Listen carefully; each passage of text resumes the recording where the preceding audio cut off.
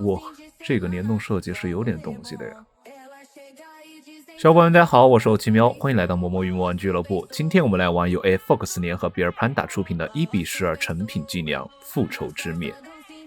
模型在外包装方面使用了一个大开窗的形式，侧面有模型的阴影峰会，背面则是基本信息。盒子的体积看起来相当大的。打开盒子过后，可以得到2个透明塑封板件和1张说明书。第一版内容物为主体，一个带刘海的替换面具，4张表情替换脸，右边则是3对手型和眼球调节器。第二把内容物为1把镰刀和1把剑，然后是披风和支架地台。然后打开看一下具体内容。先给大家过一下基础信息啊，这款模型是1:12的比例，脚底到头全高约16.5厘米，材质为 PVC 加 ABS， 角色设定是前萨尔斯帝国战败出逃的黄绿，整体走的是黑金色重工机甲的冷峻风格，辨识度非常高。首先说外观和涂装表现，这款模型的整体完成度很在线啊，黑铁色搭配青光金的配色，在灯光下的质感很稳。装甲部分的分色清晰，没有明显的异色、飞边或者水纹的问题。肩甲、腿部装甲的棱角处理得很利落，没有软塌塌的廉价感，和素体的衔接很自然，不会显得很臃肿。在手型和手背护甲等位置也有明确的分色和描边，让细节显得更加丰富。虽然服装的风格偏向于埃及啊，但在腹部和胯部的纹理衔接暗藏了一些如河流般蔓延的纹样。从胸口处到膝盖处的配色整体由白色逐渐变为了灰色，再过渡到黑色，更强调了身形。背后的女空造型也充满了科技感，在后背紧接着腹部顺势而下，尽显性感的体态。肩部和大腿部分的护甲用极其光泽黑铁色漆面表现出厚重的感觉，防御力拉得挺满。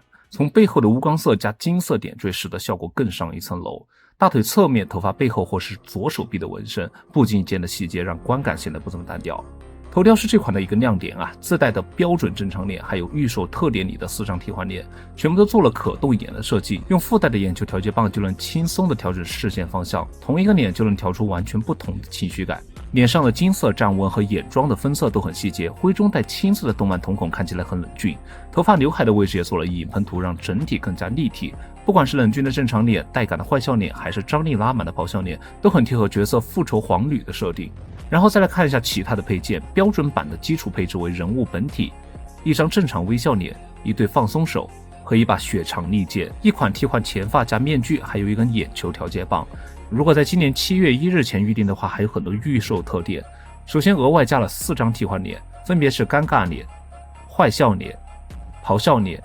和舔唇脸，还有3对替换手型，分别是握持手、召唤手、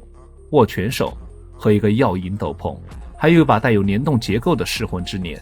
其中血长利剑的细节很到位啊，剑身的刻线和标识分色都很还原，整体在光泽度的表现和金属漆的把控做得非常细致。侧面位置是有开合的设计，另一侧的护手则是软胶材质，倒是在喷涂质感上和硬质零件没有明显的质感差别。剑刃的前端和整体的锋利度表现良好。这里重点说一下这把噬魂之镰啊，武器在中央的位置使用到了齿轮设计的联动的效果，轻轻转动刀柄就能实现镰刀的闭合和展开，把玩起来倒是挺有意思的。武器整体使用到了黑铁色、钢色和青光金，做了分色喷涂，在刀面位置也有水贴的装饰，造型也很有压迫感。最后1个耀银斗篷做了破损的边缘设计和专属的印花，布料的质感也不错。披风的内部也有铁丝可以协助塑形，分别布置在边缘和披风中段的位置，搭在模型上很有战场的感觉。唯一的小遗憾就是材质偏硬，没法做出太飘逸的动态造型。最后我就把令人关心的可动和把玩体验作为这期视频的结尾。咱们客观的聊一下它的优缺点啊，给大家一个真实的参考。先说一下优点，第一，涂装和品控很稳啊，在同价位的成品计量里属于第一梯队了，没有明显的做工问题，到手后就能直接玩。第二就是可动性拉满，关节调教的比较舒服，不管是摆柜还是日常把玩都很合适。第三是配件简单但是不简约，尤其是预售特点的镰刀啊，我是特别喜欢，直接把玩法和展示性拉高了一个档次。第四就是全脸的可动眼球的设计，可玩性很高，能玩出很多不一样的情绪和造型。再说一下需要注意的小缺点啊，部分装甲的边缘有轻微的水口，近距离把玩的时候可能会看到，完美主义者可能需要自己简单处理一下。其次就是需要替换的手背架略显繁琐，然后就是噬魂之镰的联动结构啊，闭合状态下的卡扣不算特别紧，把玩的时候要稍微注意一下，避免零件松脱。刚到手时一定要先看说明书，不要硬掰，倒也是第一次在小比例模型与武器上看到这种玩法。总的来说的话，这款复仇之冕是一款完成度很高的成品计量，不管你是喜欢精良的收藏玩家，还是喜欢把玩 POS 的爱好者，它都能满足你的需求。OK， 以上就是本期测评的全部内容了。如果你对这款模型还有什么疑问，或者有其他想看的模型测评，都可以在评论区或者弹幕一起讨论。希望每一个玩具都能成为礼物。我是后期喵，我们下期再见。